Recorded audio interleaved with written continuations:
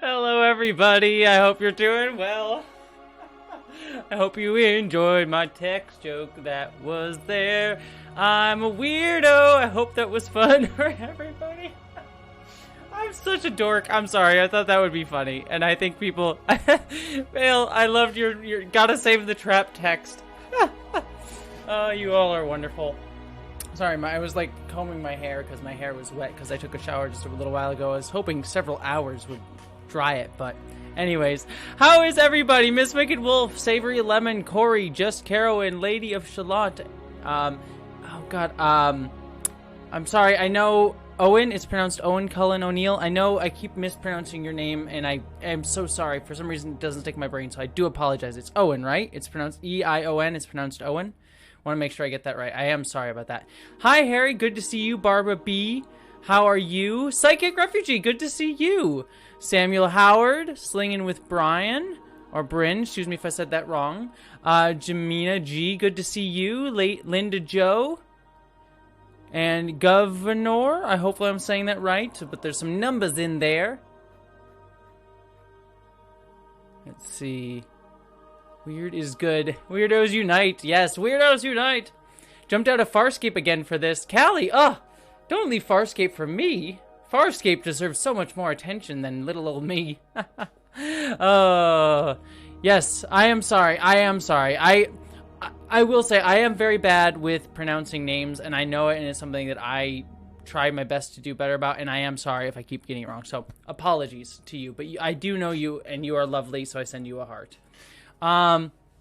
So I hope everyone's doing well. I hope everyone's having a wonderful evening. How's my voice sound and how's the stream going?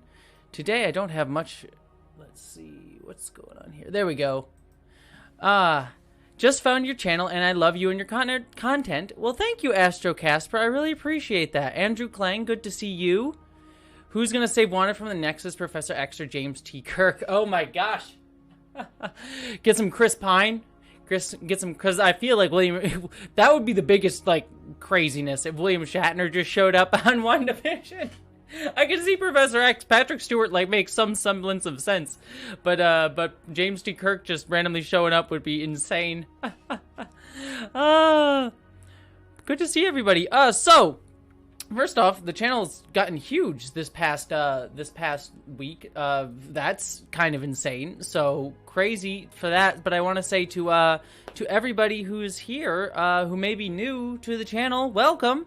I hope you're I hope you're having fun. I hope you're doing beautiful, having a beautiful day and taking care of yourselves as best as possible. And welcome to the channel. For those of you who don't know how this works, every Thursday, I just hang out and just chat with everybody. We talk about whatever you all want to talk about. So if you want to talk about something random, we'll do that. Sometimes I come with topics. Like last week I talked about Star Trek Prodigy. But this week, you know, I've been busy and I just feel it's just fun to come and chat with everybody. So yeah, feel free to ask any questions. And then if anyone has any super chats, I give hearts for super chats. So obviously no one feel obligated to give super chats, but it is very much appreciated and helps me fund this channel. And you get yourself some lovely hearts and my response to your questions. But beyond all of that, it's just a hangout time, and you're all lovely, beautiful people, and I just want to hang out with you. And hey, oh my gosh, Geek Filter, I just saw that you popped in. Back for my second COVID shot. Heck yeah, starting to get achy and tired. Well, enjoy the achy and tiredness. I wish I could have that achy and tiredness. Want to get that shot, but sadly I'm like probably way at the back of the line. So, Miss Wicked Wolf, can you fake a Scottish accent? Miss Wicked Wolf, why are you always asking me to do bad Scottish accents? Are you trying to get me to offend somebody? I mean, I could try. I mean, I'm Welsh. I feel like I'm not my family. I have family from Wales, and I've met my family from Wales. I myself, I'm not like Welsh, but I have Welsh ancestry. So I'm like, feel like doing Scottish. I feel like to do Scottish, I just have to do like David Tennant. It was like David Tennant's actual voice is like the best Scottish that I can do. Like, what? No, nope. That's as far as that goes. That is as far as that goes, Miss Wicked Wolf. Let's see. Vodacast Productions, excuse me if I'm saying that wrong. Ooh, Nathan also has a good question. A few of you have some really good questions here. Let's see. Vodacast Productions asks, Riker, Troy, or Jed see a Worf? Who is the best couple in Star Trek? Oof. Oof, good question. I actually got to think on that. Okay, so I'm actually going to go through this and just think about this. Like, Riker Troy, I just am about to finish off my rewatch of Star Trek The Next Generation, and I finished off my Deep Space Nine rewatch not that long ago. I haven't started in Voyager yet, doing a rewatch of that, so I don't remember B'Elanna and Tom that well, so I'm going to kind of put a pin in them. But I actually will say, I really enjoy the Uhura Spock relationship in Kelvin Timeline. I think that was one of the best additions that they did in that movie series. That was absolutely wonderful. I thought that was really, really great. So I actually really like their pairing, but I hate how it kind of goes. They do the normal thing in movies, which is like, they break up, they're back together, same Star Trek Beyond, and I wish we got to see a little bit more of that. But if you read the Kelvin comics, there's some good stuff about the relationship in there, post Star Trek Beyond, that I really like. What else? But I will say, Riker Troy probably is the best, just because of how much we get to see of it in the arc of their relationship and how affirming they are. Like I said, I just finished my rewatch of The Next Generation, and I just remember how, like, yeah, there's a little bit of that, like, annoying, like, the writers not knowing whether they want to, like, have them be together or not, and, like, on again, off again. But I actually kind of feel like that works for those characters. Like, Riker and Troy feel like they were kind of on two separate paths, going their own two separate ways. And the moments where you do see them, like, come together and, like, have really caring moments feeds really well into them getting married. And I'm really glad that we get to see them in Star Trek Picard actually getting to be a married couple.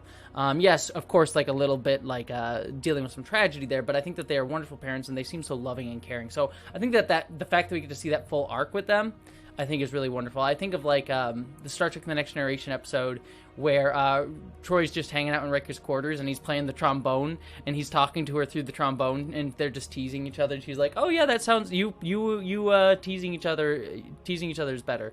So I will say that. I will say it's early days, but I think they have the potential. I actually really like the Adira and Gray relationship on Star Trek Discovery. I actually really find their relationship super endearing and adorable and adorkable, to be honest. I really see myself in that. It's early days though, so I wouldn't say it's the best, but they have a lot of potential to be the best. I think they have some really adorable stuff. Let's see here. My nose is running. Apologies, that's probably not the best stream look. Let me just rub my nose all stream. Sarah Ezat, what thruples or poly groups would you like to see in Trek? Ooh, we need more poly representation in general.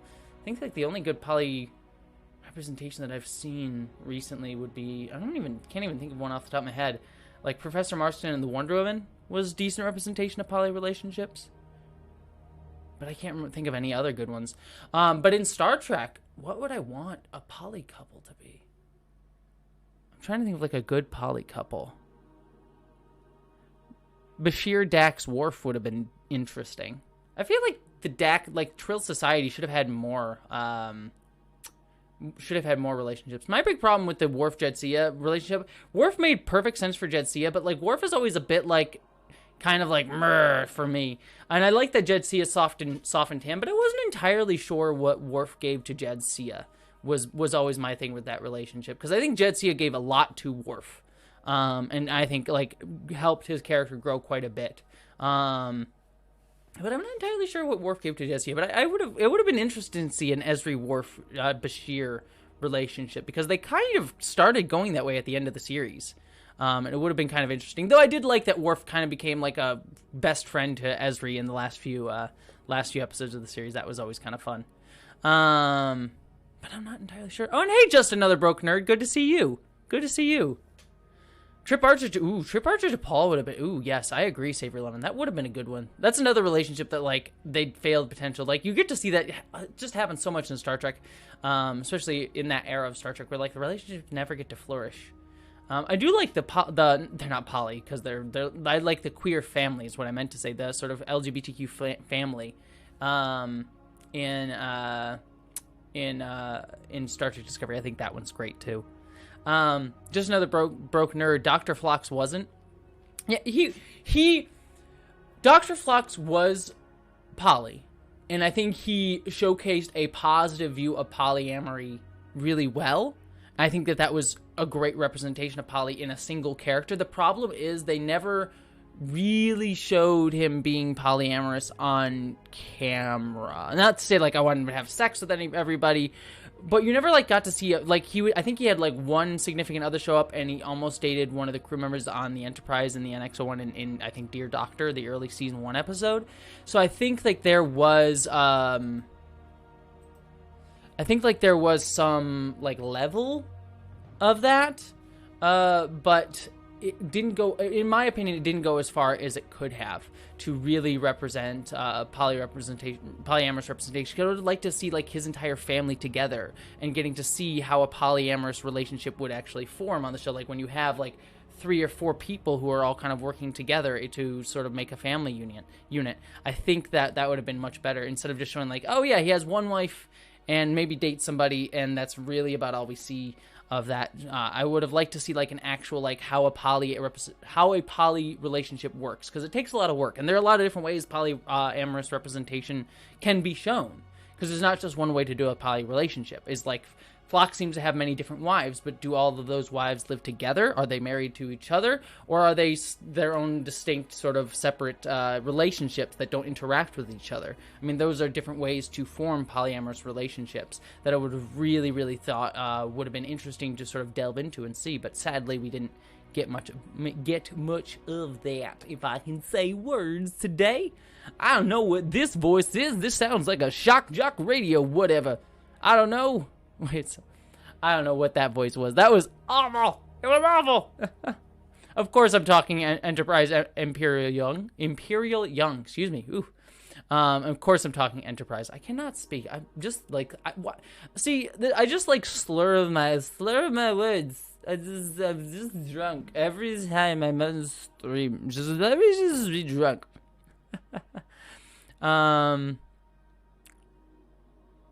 Oh, I forgot Londo was anti-poly. That's interesting. I forgot about that. It's been a while since I've seen Babylon 5. I need to go back for Babylon 5.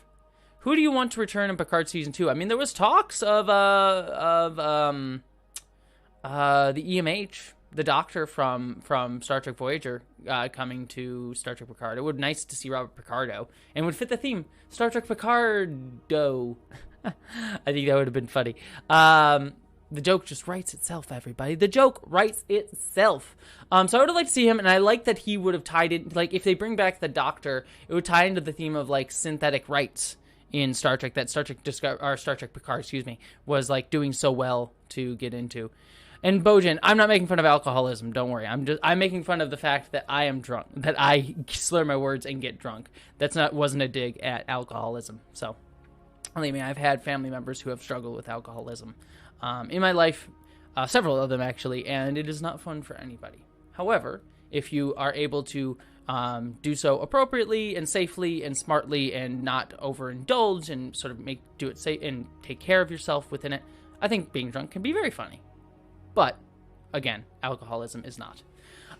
So just making that distinction clear, because I don't want anyone to think that I was making fun of alcoholism, because believe me, I would never make fun of that. I've had too many experiences in my life of dealing with that, and the damage it can really cause.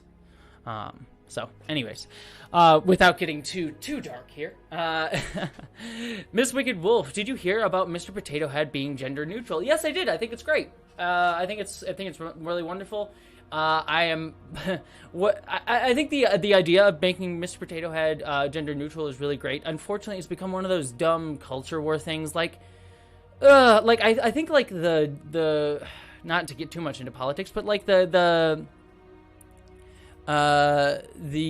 remember I think one of the like GOP like Twitter accounts like tweeted out about like a tweet from Toy Story saying like, oh yeah, Mr. Potato, like it's Mr. Potato Head, and like that's not even in the context, like they call him Potato Head within the movie, and it's just like, why are we having this? Why is this a discussion that any of us cares about? Like, whatever. I like that he is becoming gender neutral, that they're sort of saying that they're not like gendering him. I mean, he's still like, I'm using he, like he's still gendered in the sense that like I would presume his, like if, I guess the best way to do it, I mean, I don't know the specifics of it, because actually it's, now that I'm thinking about it, there's actually a lot more to this. Because like, is Potato Head still choosing to be gendered? And then there's a Mrs. Potato Head. Are they married? I mean, I don't really like what's the respect, like what pronouns does he like being asked to use? I think it's kind of interesting. But I think it's just like the dumbest conversation to have. Like, I think it's fine. I think it's cool to like actually to just showcase gender neutrality in our toys. I think it's fine to do that and try to like change something up and cause us like, and it's a branding, right? If we want to really talk, yeah, I agree. Psychic refugee, it's a brand doing a brand thing to just make money. Like, they now have a bunch of attention. It sparks this culture wars, dumb stuff. So people are going to go out in droves and buy potato heads, and other people are going to burn potato heads because why not? I'm going to burn my potato head toy out back. Sorry, stereotypical voice, apologies there. But yeah, so it's just like, I just find stuff like this silly, and it's all about it's just companies causing controversy to make money. It's almost as if culture wars are just forced conflicts in order to make us fight each other and not actually pay attention to who actually is making money and profiting off of our conflict. What a shock. Oh my gosh. Is that communism? Is that class-based analysis? Is that all that stuff? What is this? I don't even know. I don't even know what we're talking about. Sorry, Star Trek? Let's talk Star Trek. So yeah. Also, it's a potato. You worried about gendering a potato? I don't know. I mean, I feel if I had to really understand, like, honestly, my gender is potato. I don't think there's probably more of a truer statement than I identify heavily with gender being a potato. Oh, hey, Council Geeks, I missed you coming in. Of course I'm a socialist. Of course I'm a socialist.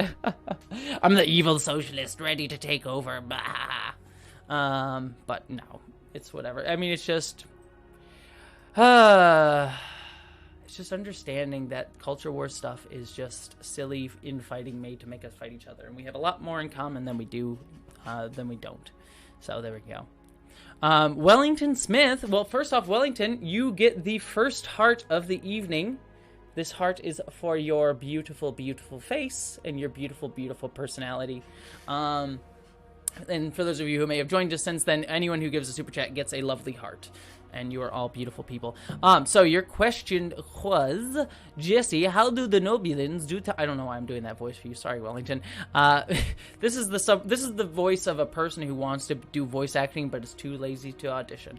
How do the Nobulans do time travel? They use a flux capacitor. It was a joke setup that I totally ruined because I didn't read it in time. I thought you were doing a legitimate question.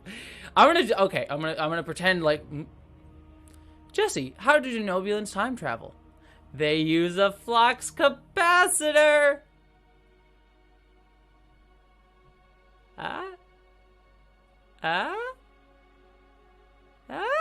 Okay, and we're done. Sorry, Wellington. Sorry that I totally ruined your question. Oh, well, thank you, Ace Tigra. Sorry if I say that wrong, but Ace Tigra, thank you so much. This heart is for you. Thank you so much for the super chat. You are lovely and amazing and wonderful. And you asked, would you ever watch a more hard R version of Trek? Yes, 100%. I am one of those weirdos that just, like, I like seeing things, like, just that are interesting and try something new, and maybe it'll work. Maybe, like, it'll work. I was so interested in the Quentin Tarantino Star Trek. Like, I don't think Tarantino would have been a good fit for Star Trek, but I was deeply fascinated by what that movie was going to be, right? Like, that was going, I think that would have been I would just be fascinated by, like, what in the world is a hard R Star Trek? From Quentin Tarantino, no less. I always had an idea. It probably would work better as either a Lower Decks or an Orville episode. I feel like it almost would work better in the Orville. But Lower Decks could do it too. But I think Lower Decks sort of heightened. I think this concept works better as like an Orville episode because the Orville kind of has like a mainstay of just being kind of normal. But whereas Lower Decks is already kind of a heightened feel. An idea that I had would have been to do a hard R sort of Star Trek thing, which was do a holodeck episode where they're basically doing aliens, like Alien 1. And so, like, everyone's like, yeah, everything's great, and we're wonderful, and the future's bright. And then the, like, most horrifying, terrifying, disgusting alien comes in and attacks everybody, and just, like, and it is just absolutely horrifying for everybody. And I think that would be a very fun concept. And that, but if I was doing it, I mean, you could almost do it as its own separate movie. I think it would be kind of funny. But you'd have to do that as like a hard R, because if you're gonna do it, you have to go all the way with that. You have to go insane, and just be like, yeah, everyone's like, yeah, the world's great, everybody, we're doing wonderful, and then the most awful things happen. The most awful things. I also had some ideas for character arcs and stuff on that, both as its own separate thing and something that you could do with the Orville and something like that. So there we go.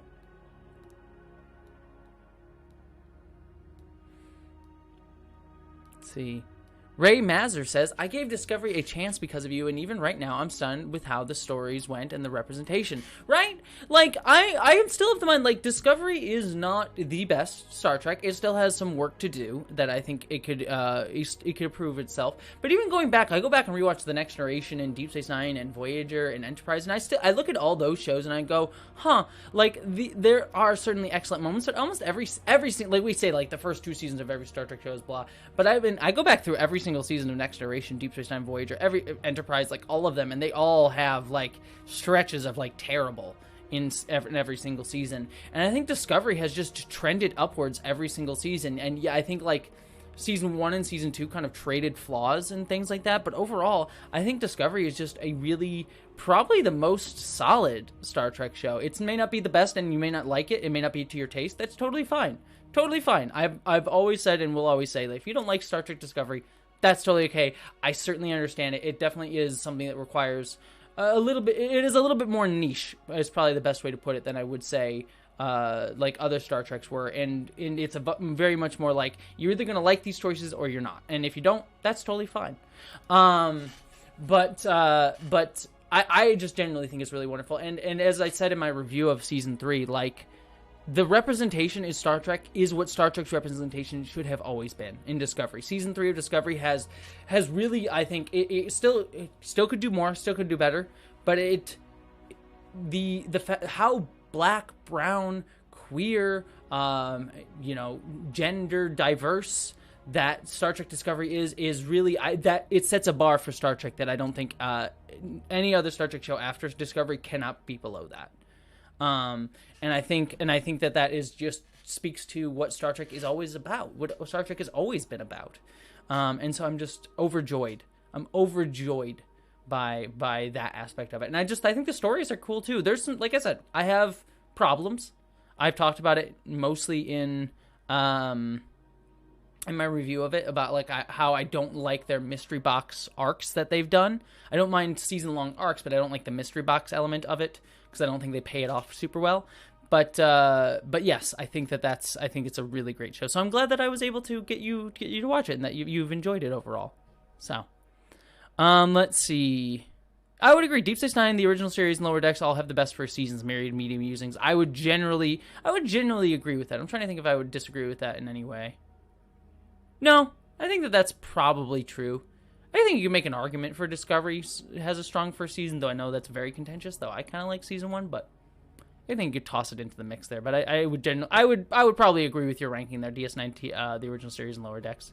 I think I did a video ranking my seasons too. I forget where I put everything. So,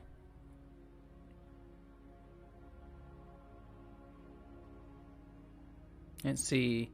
Jessie Gender, though I do like how Deep Space Nine handled having black leads with Bashir and Cisco, them having the holodeck version of 2020 was, yes. I like them having black leads. One of the things that, this isn't for me necessarily to talk about, or at least to do a deep dive analysis of, because I would need to confer with other people, but I do find it interesting that both of the Star Trek shows with black characters as leads, or you could even technically toss Lower Decks in here too, though the captain of that show is black. But both of the live action Star Trek shows, both the black leads that do eventually become captains don't become captains until later on in the show. They don't start off as captains, which is kind of interesting, and there's probably some stuff to analyze within that. how we don't just assume black characters are captains right from the start. And even in Lower Decks, while there is a black captain on that show who is amazing and she does a great job, the main character that we're focusing on, while she is a black woman, is an ensign. So, like, even in that show, the main character of the show is a black woman who's an ensign. It's not something like I'm over, like, oh, this is awful. It's not for me to condemn or praise or whatever you want to talk about, but it is, I do find it interesting, and there's probably a lot to discuss in there. I think it's much more, there's a much more interesting discussion than this is bad and this is good. It's like, that's an interesting trend within black leads within Star Trek, and it's something to sort of look at and be like, I wonder what we can learn or glean or analyze from that. Von Tux, thank you so much, Von Tux, for your super chat. You get a lovely heart. This heart is for you with my chapped fingernail polish. Look at that. Look at that. Oof, look at, oh God, why did it have to focus on that? Yeah, I need to redo my nails, but that heart is for you. You are lovely. Disco has the greatest number of great actors. Season 3, first one I watched, honestly saved my life. Great pandemic show, gives hope. Well, I don't know. Well, thank you for the super chat. I don't know why you're thanking me. I was accepting a thank you for Star Trek Discovery, but I would agree.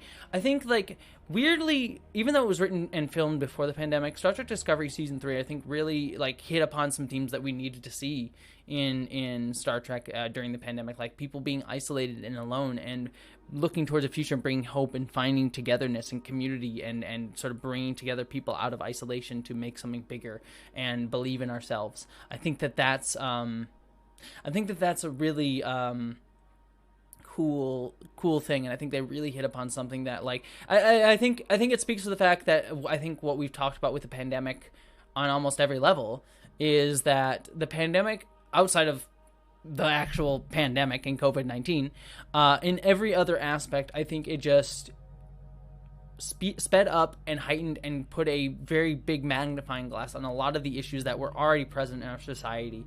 And I feel like that sense of isolation and lack of hope for the future is something that a lot of us were feeling and maybe still are feeling today. Because of that, even before the pandemic, that was sort of a general feeling. I mean, I remember crying at certain moments in politics before the pandemic that broke my heart and made me really wonder if that Star Trek future was still possible. And I still think it is, but I always had those crisis of faith moments, and so I think that the show hit upon that, and the pandemic just sort of amplified it, as it did so many things. So many things. So, let's see here. Still a great color, Jessie. What are we talking about? I missed with the colors. I hope, by the way, I hope everyone likes this, like, new blue. I kind of changed it up in one of the videos earlier, and I kind of like this, like, cooler blue instead of the harsher blue that I've been using. So I might use this blue more in more videos. I think it looks kind of interesting. Person of Interest is a great show. Bit questionable stuff to the cops angles, but very good in my opinion. Yeah, I mean, I haven't watched Person of Interest. I think the reason I was interested in it was Ben Linus, I'm forgetting his name. Guy who played Ben Linus on Lost. Michael Emerson. He is fantastic, and so he was in that show, and I was just like, yeah, I want to see more Michael Emerson. So I do want to get around to, because I've heard nothing but good things other than, obviously, the cop angle, which is sort of a larger problem with culture. Not to dismiss it within that show, obviously, but it is sort of a larger conversation that is not unique to that show. But I would be interested in it for Michael Emerson. So just for that alone, and then hearing good things about that show overall. Nader Tot, oh my gosh, Nader Tot, hey everybody, Nader Tot, sending some love and thoughts your way, congrats on your continued success. Well, I just want to take a moment that you're here, Nader Tot. I just want to tell you, you are absolutely lovely. For those of you who don't know, Nader Tot is an absolutely phenomenal video creator, who makes some really good videos and has given me some of my favorite recommendations, this past year. Like, both, I watched the TV shows Upload and Ted Lasso, both on Nader Tot's recommendation, and both shows are great. And Ted Lasso was, like, if you're looking for a show that gives you hope and beauty right now during the pandemic, Ted Lasso is, like, the best show that you can watch. Ted Lasso just warmed my heart so much, and I got it from Nader Tot. So please give Nader Tot some love and a subscribe if you can, because he is absolutely a truly wonderful creator, and I get so many wonderful recommendations from him. So I want to sending him all of the love. So love to you, Nader Tot, and it's good to see you. And And oh my gosh, Sarah Sweeney, thank you so much for the super chat. You are that is super generous. I really appreciate that. You are absolutely lovely. Sending you this heart for being an absolutely wonderful human being. Thank you so much for that. And I also want to be careful. I want to make sure I'm saying this right. You are a wonderful human being separate from the super chat. The super chat does not make you a wonderful human being. I am very appreciative of the super chat, and you are a wonderful human being besides it, and the super chat is absolutely wonderful. I want to make sure I'm clear on that because I want to make it sound like you're a wonderful person because you gave a super chat. Sorry. Blame me and my leftist brain needing to make that clear, but you are absolutely lovely, so. But thank you. It said 40 for 4K, ma'am. Very well deserved, Captain. Well, thank you so much. You are way too generous, and I really appreciate that. And yeah, by the way, I didn't mention this earlier. But we hit 40K this week, and we might hit 50K by the end of the month, probably sooner. Which is kind of insane. I don't even like. God, it's crazy. I have not emotionally analyzed that yet. I probably will do that when we hit 50K, but I'm honestly kind of shocked and stunned. I saw that I hit 40K. I think it was Saturday night, and I was watching a movie with a friend, and I was just like, I hit 40K. It's weird. It's weird, and I'm so appreciative. Thank you to all of you here in the chat, and people who may be watching this afterwards. You're all beautiful. Thank you for subscribing to this little weirdo. I hope I bring you joy and good things and make you think about stuff. But I cannot thank all of you enough for that. Like I said, I will probably do a bigger emotional dive on my own feelings on that at 50K, because that'll also be insane. But it's crazy. So thank you. And thank you, Sarah, for the super chat acknowledging that. So you got another super chat here from Punk Rock Zoologist, who is also a lovely creator, by the way, sending you love. Punk Rock Zoologist does the Vedic Assembly podcast, a Deep Space Nine podcast that is excellent and may have had a certain guest on at some point. But their podcast is wonderful, so please check out Vedic Assembly. And Punk Rock Zoologist is a lovely human being. Can't chat because I'm out in the field trying to get rid of flesh-eating bacteria carrying mosquitoes. Holy crap! Hope you're having a great day. I'm having a good day, but I hope stay safe. Please don't get flesh-eaten. I don't know why I spit that out. Please don't get flesh-eaten, Punk Rock Zoologist, but thank you for the super chat. You're too kind. My tots are warming up. Sounds weird. Thank you so much for the love, dear. You're the best. You deserve so much. Well, Nader Tot, you deserve so much as well. You are absolutely lovely. Kaylee O'Hara, thank you for the super chat. Sending you love. This heart is for you, Kaylee. All the love to you. You say a busy week in the apartment, in an apartment description for me. Lots of work stress. Definitely a long week for the last 2 weeks. Or as you say, a long road. It's been a long road getting from there. No, I promise you, I won't do it. I won't do it because I'll lose. All of you will just suddenly leave the stream. But no, thank you so much, Kaylee. I really appreciate that. And I'm sorry you're having a long week. Believe me, I had a long week this week too. For those of you who don't know, I work at the, wow, my hair. Oh, boy. I work at the Museum of Pop Culture, and we were just, we were at the museum all week this week, filming. Today was the first day we weren't at the museum, so, it was kind of fun, but it was just a lot of lifting stuff and moving cameras and things like that. So, all while wearing a mask, obviously, for obvious reasons, for staying safe and all that. But it was just a lot of stuff. And thank you, Some Random Geek. And also, by the way, Some Random Geek, it's good to see you. I haven't seen you in the past few chats, so it's good to see your face here, Some Random Geek. Let's see. Bojan, thank you so much for the super chat. Sending you love. This heart is for you and your lovely face. Thank you so much. Is there a sci-fi or superhero show that you think naturally lends itself to LGBTQIA characters and plotlines but is not doing any? That's a really great question. I feel like most of the sci-fi shows that I watched today are at least inclusive of someone on the LGBTQ community. I'm just trying to think because, I mean, Superman and Lois I would love to see have a queer character in it, but I feel like they've only had 2 episodes, so they might get to that at some point. Maybe one of the sons is, or something like that, or one of their high school friends. I'm trying to think, what have I been watching? I gotta like pull up my list of shows right now, so because for some reason, whenever my brain's like, give us a recommendation or talk about shows that you've been watching, I'm like, what have I been watching? What's happening? Oh, I mean Marvel, WandaVision for one. I mean Agatha, hella queer, right? We're all agreeing on that. Agatha's hella queer.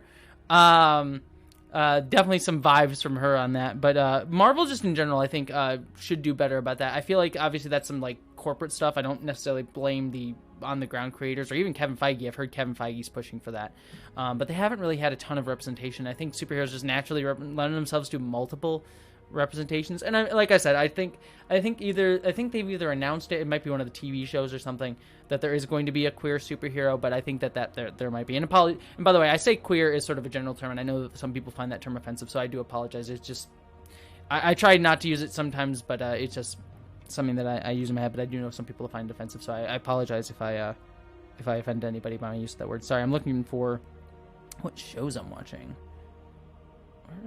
Where's my list of shows? American Gods, Resident Alien could use a queer character, LGBTQ character, excuse me. For All Mankind does. Watch The Stand, watch The Expanse. The Expanse has a lot of LGBT. Well, The Expanse, The Expanse does have, because Drummer's a LGBTQ character. I feel like Marvel WandaVision would probably be the one that like immediately pops to mind.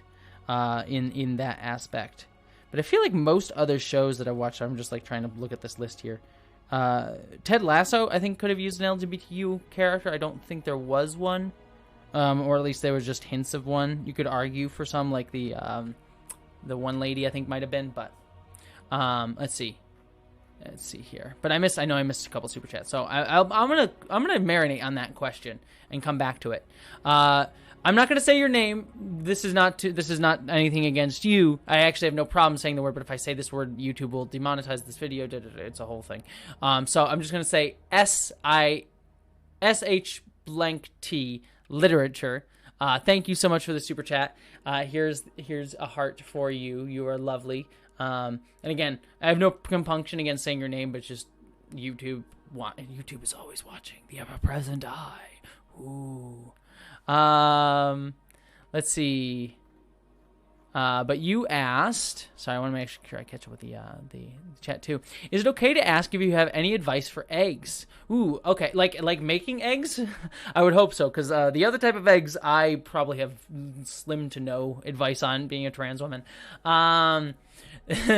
Let's see. Eggs. So one of the lovely I'll give you an egg recipe that I love. I forget what it's called, but you get a small little dish, right?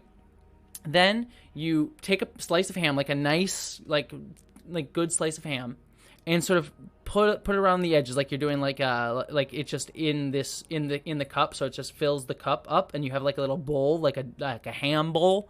Get yourself a little ham bowl. Then you crack an egg in that little ham bowl. Or actually, sorry, before the egg, you put some pesto in. Pesto in at the bottom. Put some, like, sprinkle in some pesto. Maybe a little cheese if you're feeling frisky. Then you crack an egg. Then on top of that egg, you put a little bit more cheese. And then you put that in the oven for 10, 15 minutes. Mwah. Oh, it's delicious. I forget what it's called, but it is so good. Well, it's like a very simple but very, very fancy breakfast. I learned how to make it. My parents run a bed and breakfast, and so I learned how to make it from them because they have a lot of good breakfast recipes. And it's like super simple and super good. So that would be my good egg advice. So it's all you need is ham, pesto, egg, and some cheese. Is really all you need. And yes, Jupiter, I do work at the Museum of Pop Culture in Seattle. That is where I work. Let's see. It was Agatha all along. Do. Sorry, I'm catching up on the chat here, so I've missed some of the chat. Nathaniel Robinson, number 1, thank you so much for the super chat, sending you a heart. You are absolutely lovely and beautiful. Thank you so much. That heart is for you. Your beautiful face. Any thoughts on the Nichelle Nichols documentary? I'm just excited to see it. I have not watched it yet. I do want to. It is planned. I forget the name of it, but it's about her contribution to NASA and I believe Black women's contribution to NASA in general, which I think is amazing and needs to be highlighted more than like a single movie that won like some Oscar buzz a few years ago. Like that movie was great. It was called Hidden Figures. Great movie. I really enjoyed Hidden Figures quite a bit, but I think we need to be talking about that much more. And so I'm very excited to see the Nichelle Nichols documentary, but unfortunately, I have not seen it yet. So I can't say much on it, but I probably will say something. Ask me that question, Nathaniel. I'll try and see if I can watch the doc maybe this weekend if I get the chance. So I will hopefully get to it soon. Very young. I was wondering if eggs was a euphemism, but no, we're just getting tips on eggs. I mean, maybe it was a euphemism. I just took it as straight eggs. I'll give you an egg. I'll give you an egg recipe if that's what you need. Cooking with Jessie, the streaming pause. Oh, hey, Try. Good to see you, Try. You're lovely. It's wonderful to see you. And Von Tux, I missed your super chat. Sorry about that. And apologies if I missed any super chats. Let me know. Here we are. Heart for you. Rom started a union, quoted the Communist Manifesto, and was eventually Grand Nakist. I think seeing 32nd century Ferengi evolve to hardcore communists instead of capitalists would be fun. Also love your work. Well, Von Tux, thank you. And yes, so much to that. Oh my God, give me the post-communist revolution, like the socialist future Ferengi. That would be so amazing and would make perfect sense based on, as you say, Rom, and probably Rom's reforms that he did, and also like because that's how when societies fall into uber capitalism, people generally tend to try and swing the other way. Hoping for that. Anyways, but yeah, no, it would actually be super fascinating to see that, and it would be a good way to show growth of civilizations over time in the 32nd century instead of just sort of extrapolating out. Because I understand why they didn't change the Federation all that much. I mean, you can't really change it too much, or else it won't feel like too Star Trek-y. I feel like we need a Star Trek show without Starfleet, but I don't really feel like you could do a Star Trek show without the Federation. You do things like set in the Klingon Empire or something like that, but you need like a Federation to exist in some semblance of it for it to really feel like Star Trek. But I would love to change up the other races a hell of a lot more. And the Ferengi, that would be a natural fit and would speak so much to today. I think could really do something interesting with that. So I love that idea, Von Touch. That is excellent. That is an excellent idea. All right, I see 2 more super chats. Do you like Lord of the Rings? Well, let me just oh, not that arm. Do I like Lord of the Rings? I wonder if I like Lord of the Rings. Maybe you can get a good look at that. So, yeah. I think I'm a little bit of a Lord of the Rings fan. I should talk about it more. But yeah, I'm a big Lord of the Rings fan. That is obviously a Hobbit tattoo from, that is, for those of you who couldn't see, that is Smaug the dragon, and then, I don't know, it's hard to see here, but his tail sort of hooks in to become the Lonely Mountain Erebor. From The Hobbit, because the Hobbit book is The Hobbit is one of my favorite books of all time. It was the first book I ever read by myself, and also my dad used to come down when I was a little kid. He would read me a chapter a night, and I remember there was a cover on the book that had a picture of Gollum, who looked terrifying. I think I have the book in the other room. Traumatizingly terrifying picture of Gollum, even scarier than the movie version of Gollum. And I would just be staring at that picture, wondering when that monster is going to come up, because there's obviously several chapters for Gollum's show. When is this going to happen? This thing is terrifying. Oh my gosh. And I just loved it. I loved it. Probably gave me my appreciation for horror too, and why I love horror so much. So yes, of course, I love Lord of the Rings.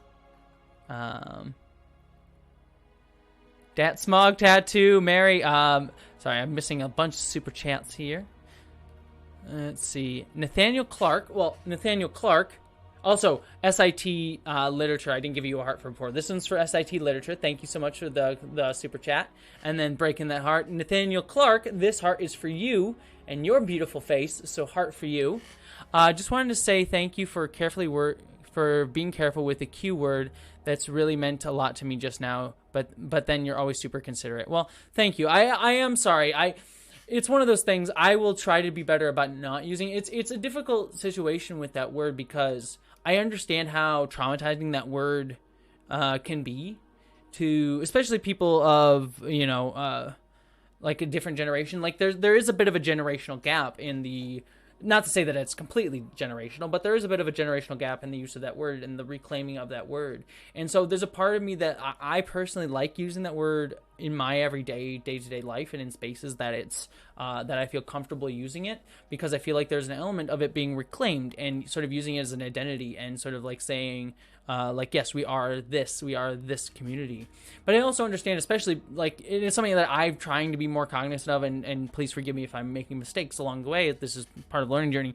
As the channel grows and I know that my voice gets heard and seen by more people, I want to try and do my best to try to acknowledge that there are many people who have had that word hurled at them derogatorily and can have a lot of trauma tied up in the use of that word, or at least negative feelings at the very least tied up in that word. So I kind of want to try and like be understanding of those. And I think, while I may use that word in my day-to-day life in communities and groups of people who I know feel comfortable with it, I'm going to try to do better about trying to lean more on LGBTQ, because that's one that doesn't necessarily have those sort of traumatic, it means the same thing essentially, and it doesn't have the sort of traumatic tying to it.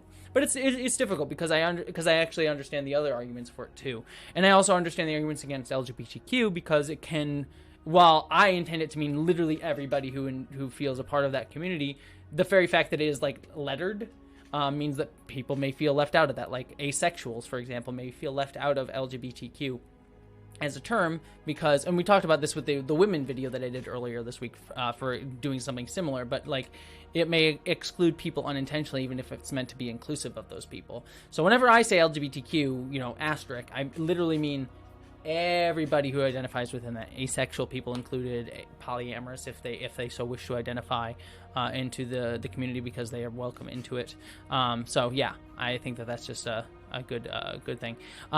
Sorry, I'm catching up on Super Chat, so I'm sorry I'm missing some of the chat. People, Jessie does Lord of the Rings. I am all in, says Sarah.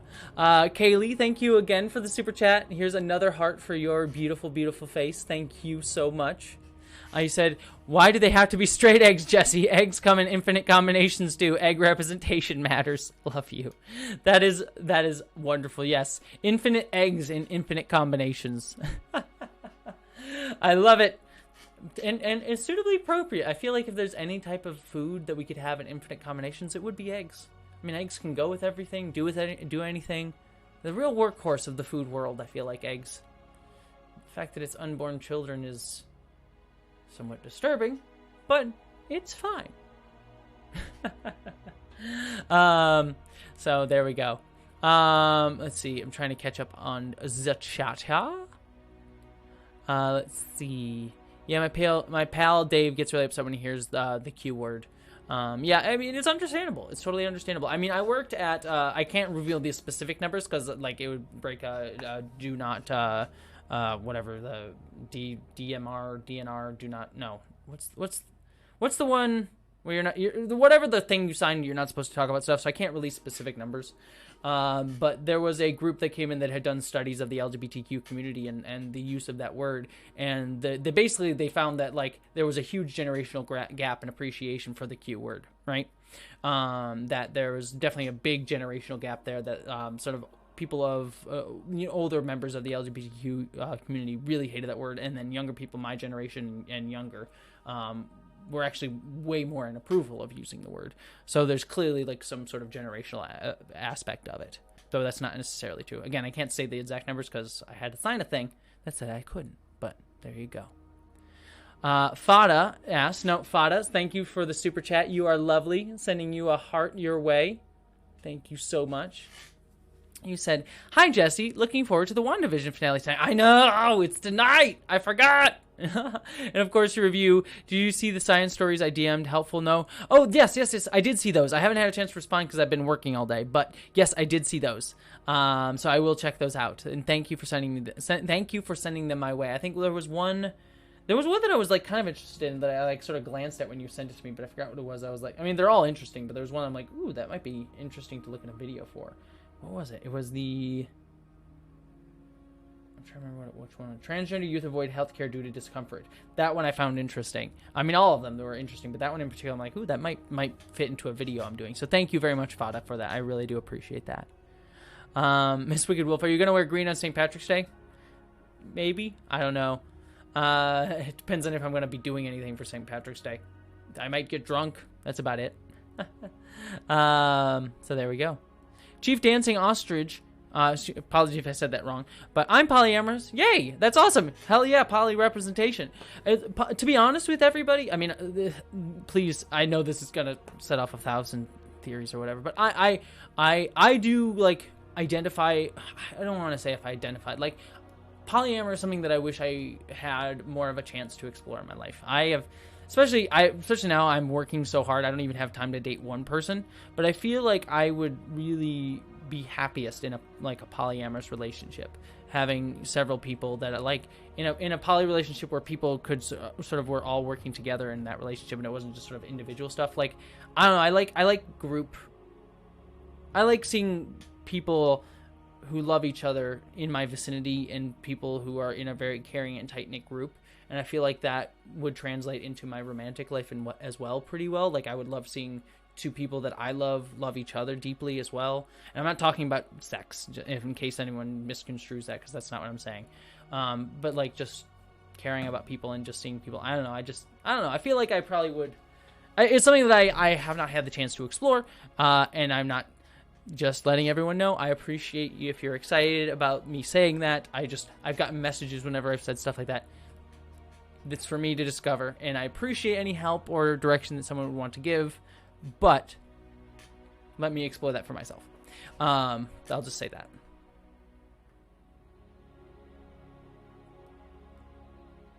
Deserves her own harem. I'm not against that. I mean, don't currently practice, but I haven't completely lost the faith. Yes.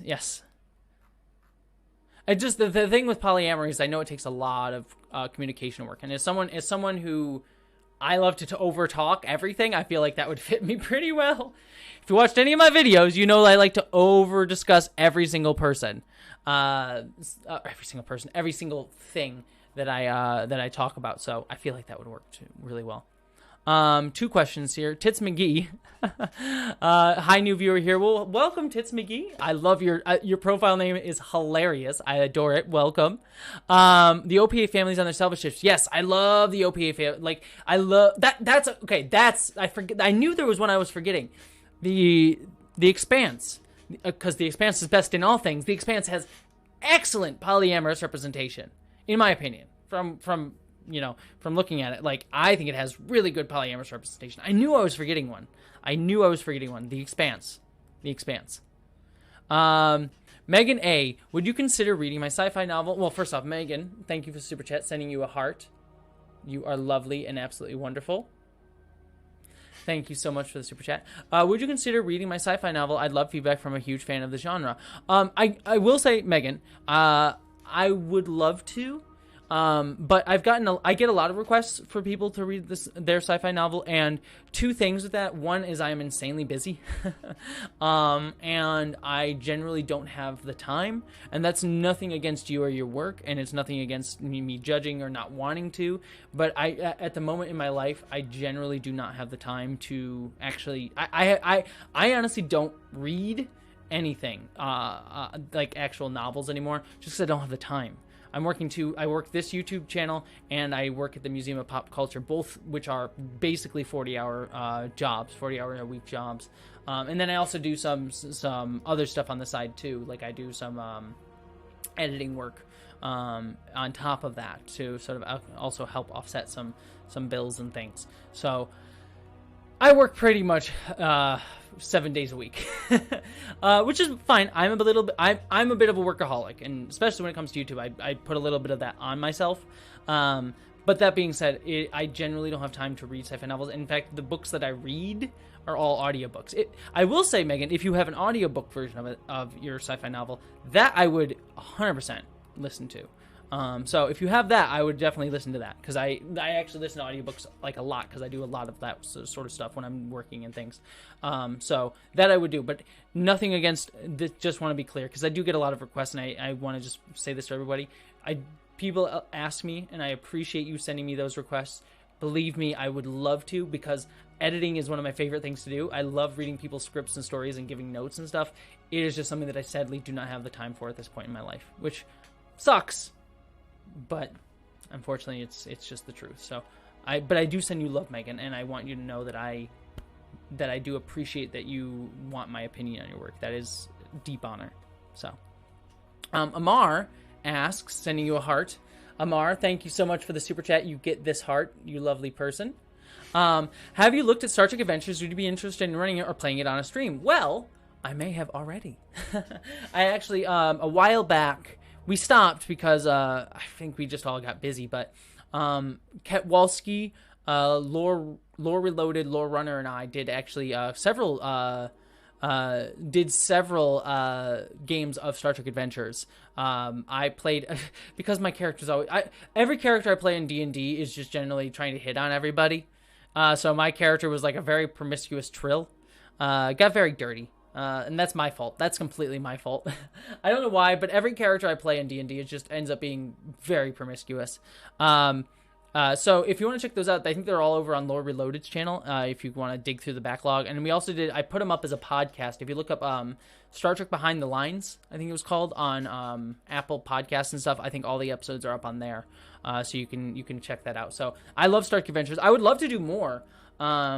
I do want to, like, maybe once I'm able to do the YouTube channel full time, there's a lot of projects that I want to be able to do, and that is actually one of them. I would love to do more of that. In fact,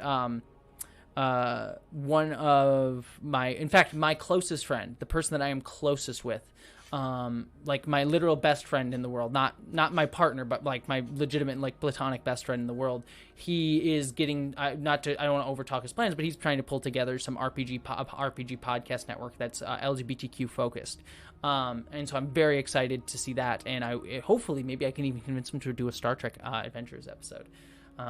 So I don't want to say everything yet, because I think he's in the process of launching it, but I am very excited by that. And also I might have him on this channel for a couple projects that we are kind of working on in the background. So he is my absolute platonic soulmate, who I love with all of my heart, and we have plans currently to do some content for the channel. So you might be seeing him in the near-ish future, depending on how long it takes us to get this stuff off the ground. But I think we have some cool stuff for him. So, all right, finally, I have finally caught up on the super chats. And Megan, you just said I'm going to read it on a stream. Well, Megan, send me the stream.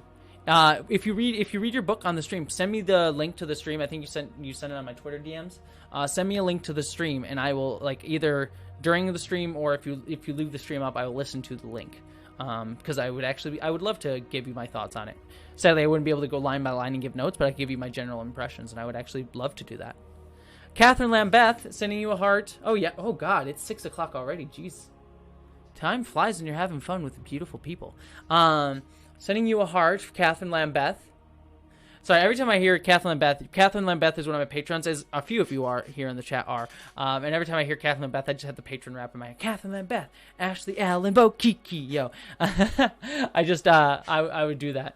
Oh my gosh. Okay, Vale, you and I should talk about D&D podcasts. I need to connect you. By the Vale, I need to connect you with my friend. We'll talk. Vale is, just so everyone knows, Vale is one of my patrons, so we talk in Discord server and everything.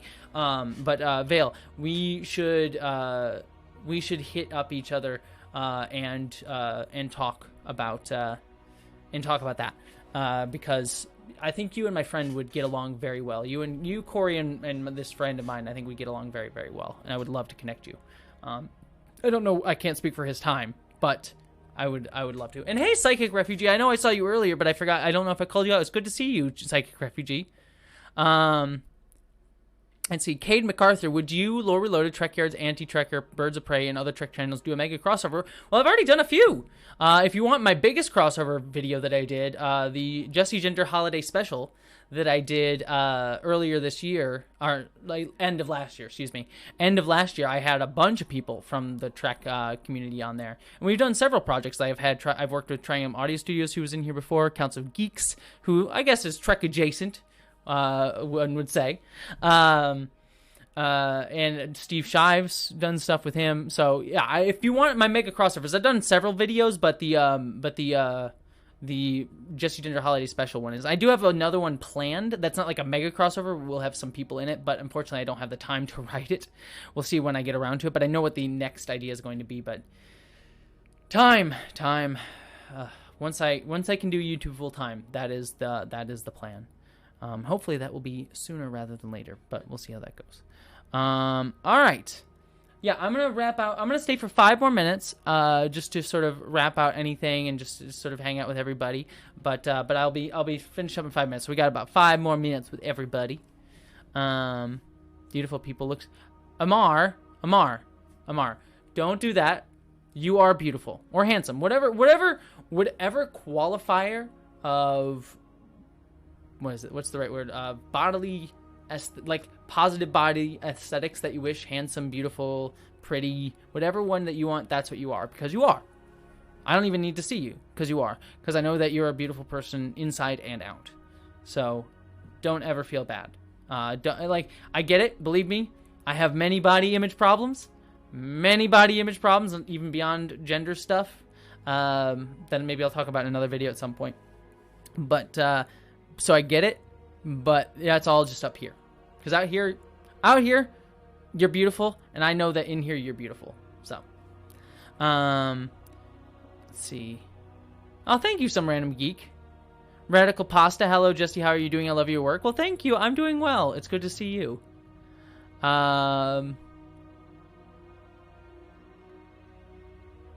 Duet on the Discord.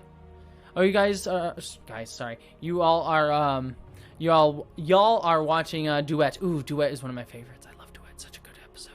Dark episode, but it's a good one. Let's see. Trans women body image squad unite. Yes, I agree, Mary. I 100% agree. William Wells, hi Jessie. I chat with Larry Nemechek live every Tuesday. Oh my gosh, yes. Because I listen to Larry's podcast that he does where he like looks at why am I blanking on it? Trekophiles.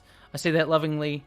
I'm blanking on the name of his podcast that he does every week that I can't remember. Is that you who's his co-host regularly on that show? Because I listen to that every single week. But I can't remember the name of the podcast off the top of my head. Anyways, but good to see you, William Wells. Larry Nemechek and William are two really awesome people and do some really cool podcasts together. Bottom Barrel Budget Films. Ayo, I finished Enterprise. Hex, yeah, what'd you think? I would love to hear your thoughts. Enterprise is the best and the worst and the best. It's the best and the worst and the weirdest all at the same time. Let's see. I know this is an assumption, but I really feel like you'd be the best person to hang out with at a con, when that's a thing again. Well, I hope to hang out with everybody at a con. I don't know when. Well, no. Can I announce that yet? I'm going to be a guest at a con that is taking place, that will be happening later on in the summer, so hopefully past when I've already had my vaccine shot. I won't go if I haven't had the vaccine yet. But if I had, I will. But I am going to be a guest at a con here in the Seattle area. On a couple panels. I don't know if I'm allowed to announce it because I don't know if it's 100% official. And I don't know what it's going to be exactly yet, but that's going to be fun. So when that happens, I will announce that. And I do plan to going to more cons in general once we're able to do that. I was planning on going to Star Trek Las Vegas before it finished off. So the next, I think it's changed to something else. It's not called Star Trek Las Vegas anymore, but whatever this next Star Trek Las Vegas, like the big one is, I will be going to that. And you'll probably see me around, but I'll probably do like a meetup or something with everybody where we can I'll pick a bar or something and we'll all like hang out at a bar and have some fun and have a few drinks. I'll actually get to meet some people. So that would be fun. I think that would be a good time. Planet of the Apes, Cade. It's Planet of the Apes. So that. Let's see. All right, I'm still deciding when I risk Rose City this year. Yeah, it all is going to depend on finances and vaccine. Really is really what it's going to be. So, all right. The best and the worst, that really about sums it up. All right. Well, it has been 5 minutes, so I am going to wrap this live stream up. Cart Dog. Hey Jesse, I found your videos last night and they inspired me to call my mom come out to her as trans. Oh my gosh, congratulations. Thanks, she said she loves me no matter what. Well, we all love you no matter what. And Cart Dog, that is amazing. That is an absolutely wonderful way, because I'm about to end the stream, so that is an absolutely wonderful way to end this stream. But Cart Dog, congratulations. You are beautiful and amazing, and like that is wonderful. And I am honored that I played any part in that, but I am so proud of you for giving us and your mother and people around you the gift of coming out as trans. Like, you have given us all a gift of showing us more of yourself to the world, because you've always been beautiful, you've always been yourself, but you are showing us a piece of yourself that we didn't get to see before. And welcome to the community, and welcome to this channel. And you are absolutely beautiful, and I am so proud of you. I am so proud of you. So congratulations to you. And Cart Dog, I am so happy for you, and I'm so proud of you. Even though we just met, I'm just very happy for you. That's amazing. Sorry, I'm probably making you get all embarrassed now, but I hope everyone in the chat is already sending you love. So, Cart Dog, you are awesome. So that is an absolutely wonderful way to end the chat. I also saw Imperial Young, heart for you, and heart for Cart Dog. So this heart is for Imperial Young, and Cart Dog, this is your heart as well. Sending you this lovely heart. Thank you, all of you. You are all beautiful folks. And if you're all in the Discord server on my Patreon, they are about to go watch Duet, so go enjoy that. And I will bid you all a wonderful night. And I also need to figure out how to end the stream. Corey, I know you're laughing at me, and Vale, I know you're both laughing at me. I will end this stream right now. I found the button. The button's right here. Okay? I have it prepped this time. So hopefully this will end the stream. All right. Good night, everybody, and congratulations, Cart Dog. You are beautiful.